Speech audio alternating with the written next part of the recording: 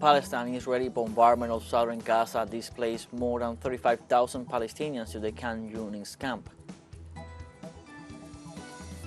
In Argentina, polls opened for the general elections. Citizens vote to elect president, vice president, and new members of Congress and senators. And in Sudan, nearly 9,000 people have been killed and more than 5.6 million displaced after half a year of armed conflict, according to the United Nations Office for the Coordination of Humanitarian Affairs. Hello, welcome to From the South. I'm Luis Alberto Matos from the TeleSUR studios in Havana, Cuba. We begin with the news.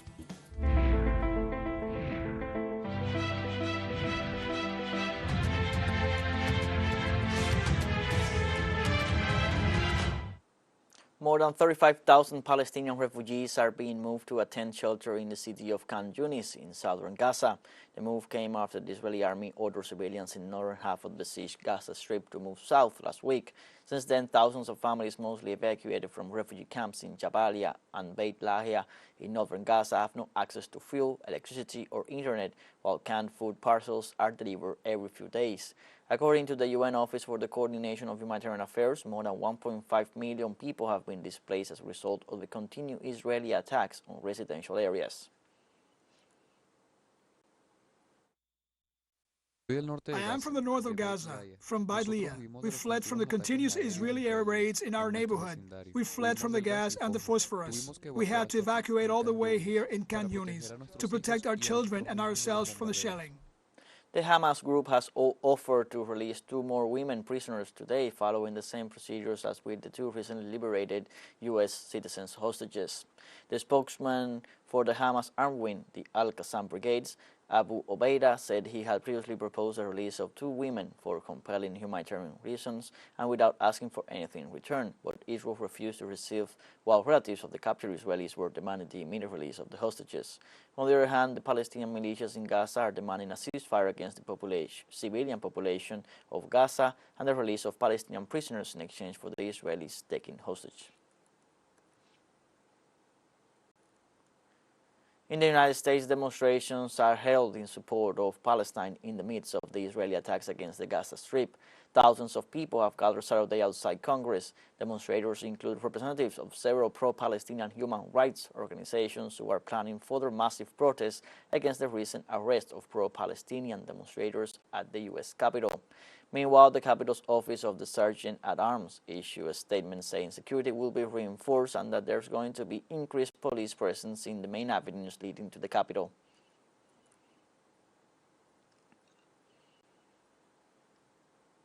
In Spain, citizens demonstrated in the city of Barcelona in rejection to the crimes committed by the Israeli forces against the Palestinian people. Thousands of people have remained on the streets, demanding an end to the Israeli aggressions against Palestine and to the blockade that hinders addressing the humanitarian crisis that Gaza is experiencing. In this context, at least 200 entities, including trade unions, political parties, and social organizations, joined the mobilizations in solidarity and moved to the headquarters of the European Parliament office with banners, slogans, and flags in support of the Palestinian struggle.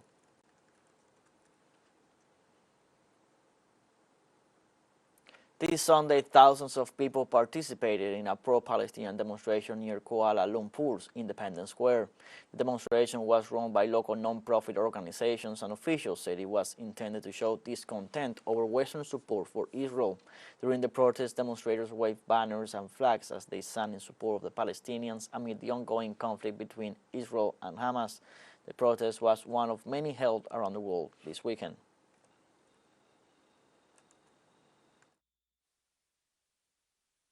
We Muslims, we should be embarrassed because the Palestinians are standing up for Al-Aqsa for us. We are not protecting Al-Aqsa. They have to do it themselves. And Hamas, whatever Hamas did, getting into Israel was in retaliation with many months, in fact years, of what is happening at Al-Aqsa.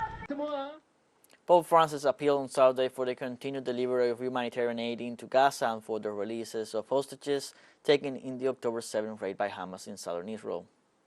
Yet again, my thoughts go to what's happening in Israel and Palestine. I'm very worried and pained.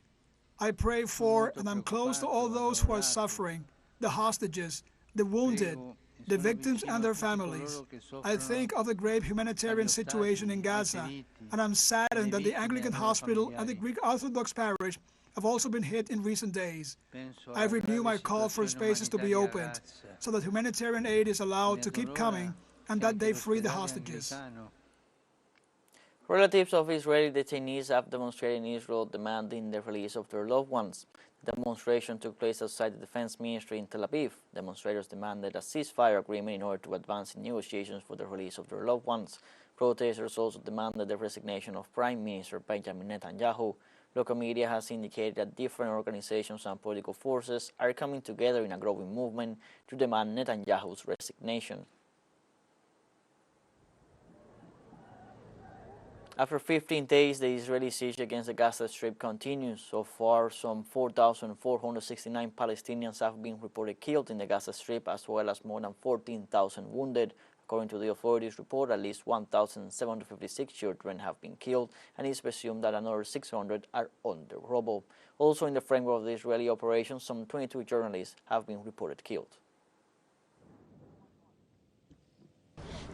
Because of the Israeli attacks on the Gaza Strip, over 5,000 residential buildings have been completely destroyed, which equates to 14,200 apartments. Moreover, some 10,000 homes have been rendered uninhabitable because of the attacks. On Saturday, Israeli forces carried out arrests in residential areas in different parts of the occupied West Bank. According to the latest reports, since the escalation of the conflict in the Gaza Strip on October 7, Israel has detained over 1,000 Palestinian citizens. On Saturday, it was officially reported that the Rafah crossing that connects the Gaza Strip with Egypt had been opened and that some 20 trucks with food and medical supplies have been authorized to go through. However, the delivery of the aid will be directly supervised by Israel. Specialists warn, however, that the aid may not be enough to care for the wounded and for the over 2 million Palestinians in the area. Also on Saturday, a peace summit was held in Egypt to discuss the situation in the Gaza Strip. Although it was attended by 34 countries and international organizations, it ended without a joint declaration because of the refusal of Western delegations to demand a ceasefire and hold Israel accountable for civilian deaths. On Saturday, Hezbollah and Israel forces exchanged cross-border attacks on positions in southern Lebanon and northern Israel. According to official reports, the Lebanese Resistance Organization is carrying out attacks on the positions occupied by Israel in support of the Palestinian cause and in rejection of the legal Israeli occupation. While the attacks against the Palestinians continue, people around the world are standing in solidarity with the cause of a nation that has been oppressed for over 75 years. In Europe, people in Spain, Italy, London, and Poland march in rejection of the Israeli attacks against Gaza. And throughout the Arab world, people march against Israel in Algeria, Tunisia, Egypt, Yemen, and Qatar, while in Venezuela, in the capital Caracas, people march in support of the Palestinian cause as well. Let's take a short break, but remember you can join us on TikTok at TeleSUR English, where you will find news in different formats, news updates, and much more. All the stories coming up. Stay with us.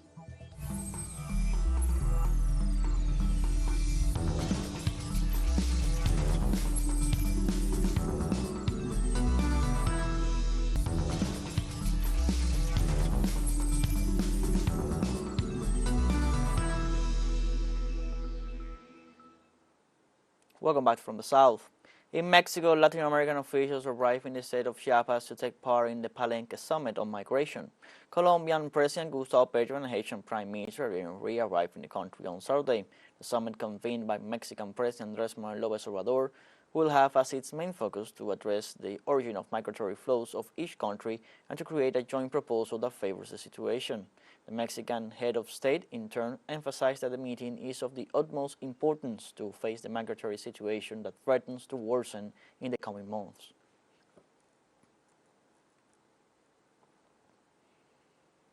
In Brazil, over 600,000 people are suffering the effects of the severe drought affecting the Brazilian Amazon region.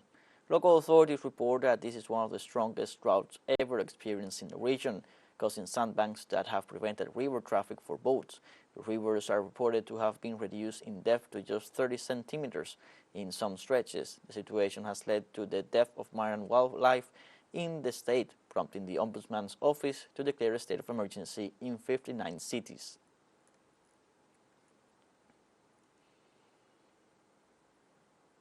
On Friday, Brazilian authorities reported that at least 164 sea lions and 4 seals were found dead in the southern coast due to bird flu. The dead animals are being buried to prevent further contagion. They were found along the 45-kilometer coastline of Santa Vitória do Palmar in Rio Grande do Sul, 20 kilometers from the border with Uruguay, which recently reported some 400 sea lions and 4 seals dead due to bird flu. In early October, Brazil's Agriculture and Livestock Ministry had reported an outbreak in marine mammals in the country in Casino, also in Rio Grande do Sul. Still, Brazil continues to have the disease-free status because no commercial production has been affected so far. Peru, Chile, and Argentina have also reported death in their marine fauna due to bird flu, which causes serious muscular, neurological, and respiratory disorders.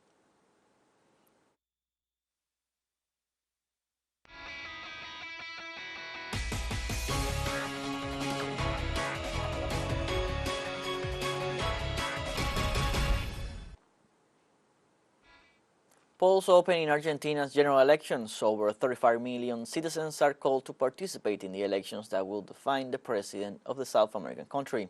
Voters also elect 130 members of Congress, 24 members of the Senate, and the governors of the provinces of Buenos Aires, Catamarca, Entre Rios, and Santa Cruz. 5 candidates run for the presidency for a 4-year term. For the ruling government, the current Minister of Economy, Sergio Massa, for Together for Change, Patricia Bullrich, and far-right-wing Javier Milei of Liberty Advances. The elections are considered decisive for the future of Argentina, facing a difficult economic situation due to the debt with the IMF contracted by the government of Mauricio Macri, the rise of inflation, and poverty.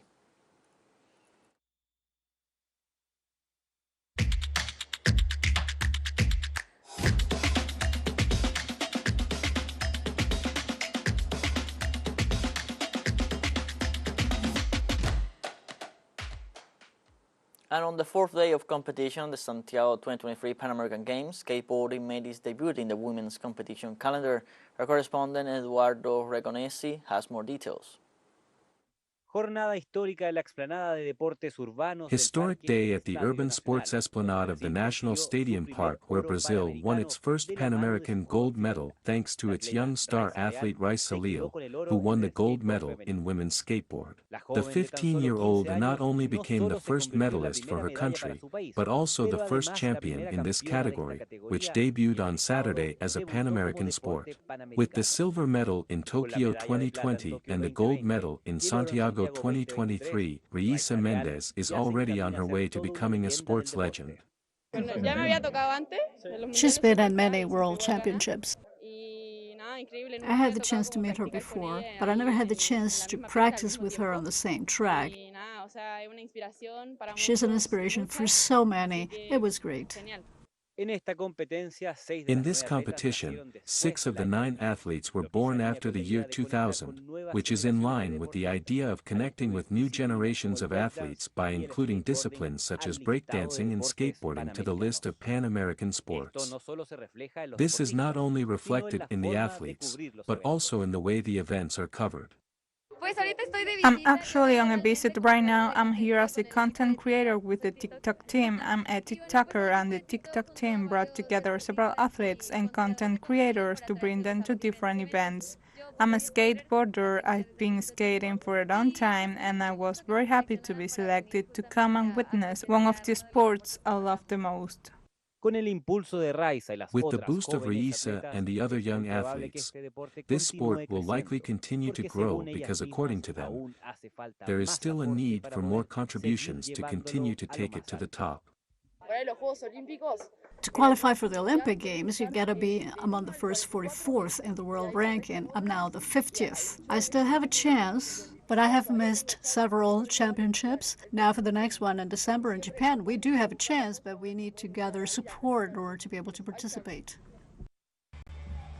Eduardo Regonesi, TeleSUR, Santiago de Chile.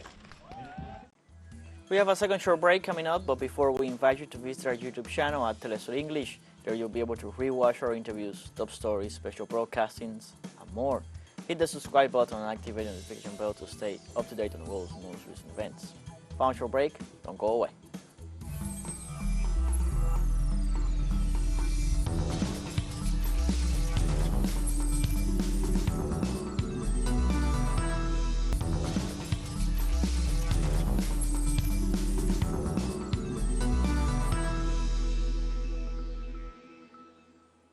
Welcome back from the south. In Sudan, nearly 9,000 people have been killed and more than 5.6 million displaced after half a year of armed conflict, according to the United Nations Office for the Coordination of Humanitarian Affairs. According to a report by the Sudanese Group for Victims of Enforced Disappearance, at least 715 civilians went missing in the last 6 months because of the crisis. In addition, 136 cases of rape of women were documented, according to the government unit for the protection of women and children. The army also recorded that most affected cities in the metropolitan area are the capital Khartoum and part of the Darfur region.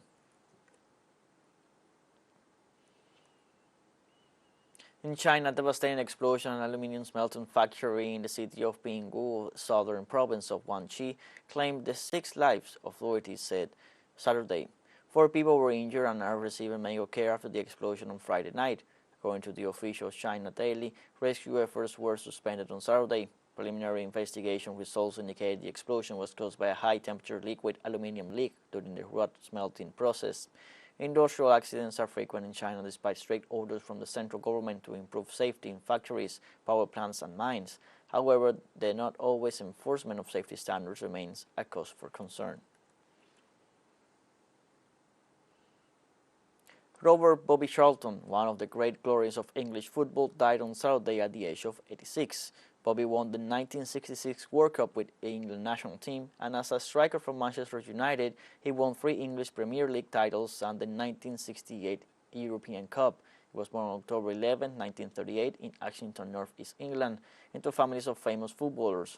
Bobby played for Manchester United from 1953 to May 1973. He was the team's top scorer, a record that was only taken from him in 2017 by Wayne Rooney.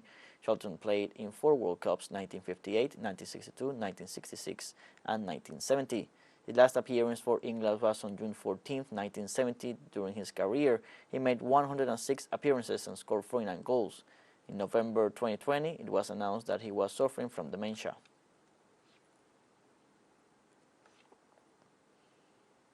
In Scotland and England, at least 3 people died and several families are trapped in flooded homes as the storm Babet moved east after pounding Ireland and headed for Scandinavia. The UK's Met Office issued a rare red severe weather warning for parts of eastern Scotland with exceptional rainfall of up to 22 centimeters forecast for Friday and Saturday. Officials in the southern Irish county of Cork described the deluge there as the worst in at least 30 years. The community hospital for the elderly had to be evacuated in Cork, where the main street was up to 4 feet underwater. As the storm hit Scotland on Friday, Scottish leader Humza Yousaf warned that he could not stress how dangerous conditions were. Emergency services are battling to reach trapped residents, but being hampered by strong currents and flooding of up to 6 feet.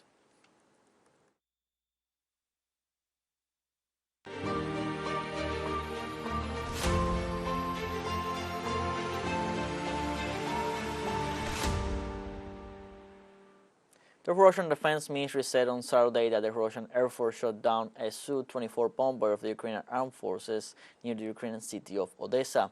In addition, Russian anti-aircraft defense shot down 2 MiG-29 fighters and 1 Mi-8 helicopter. According to the defense, Russian forces also intercepted 4 HARM anti-radar and 2 Neptune anti-ship missiles, as well as 1 HIMARS missile. Moreover, a U.S.-made M7077 artillery system, a great MLRS combat vehicle, and 23 drones were destroyed. We have come to the end of this newsbrief. From here you can find these and many other stories on our website, telesurenglish.net. Also join us on social media, Facebook, X, Instagram, Telegram, and TikTok.